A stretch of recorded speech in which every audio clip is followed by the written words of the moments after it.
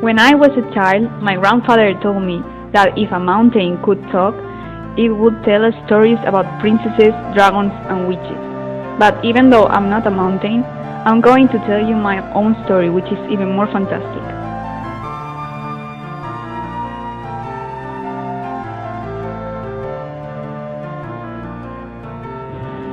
My adventure began a common day, just like any other. The bullies of my school were chasing me in order to make fun of me and bother. Running away from them, on my way home I got into a forest instead on a fairy ring without realizing.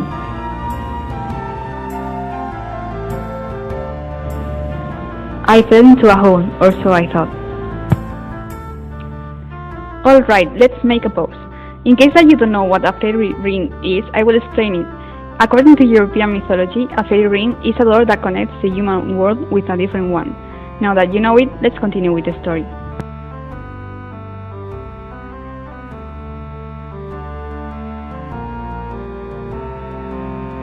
When I stopped falling down and felt the earth under my body, I raised my head and looked around me. There was a fairy and other fantastic beings looking at me. I was shocked. I supposed I was in a fairy village.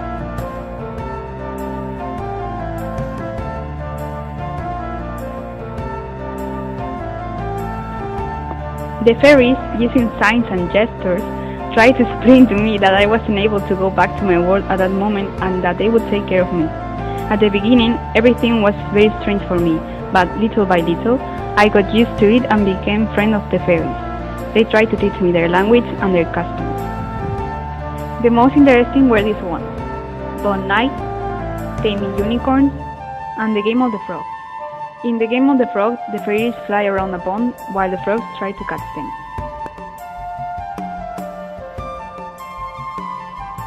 Three years went by, and the fairies announced me that they had built a new fairy ring for me to go home.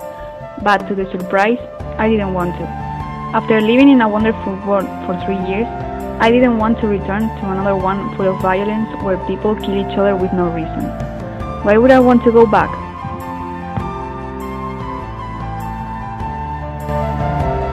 I lived my whole life in the fairy village until I turned 82.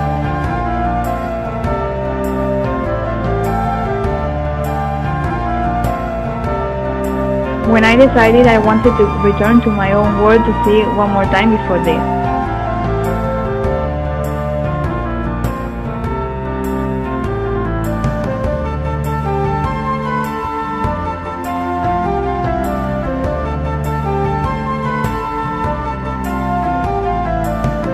When I got out of the fairy ring, I was confused. I was young again. Since then, I decided to take advantage of every moment and everything of my life and to live as if every day was the last one.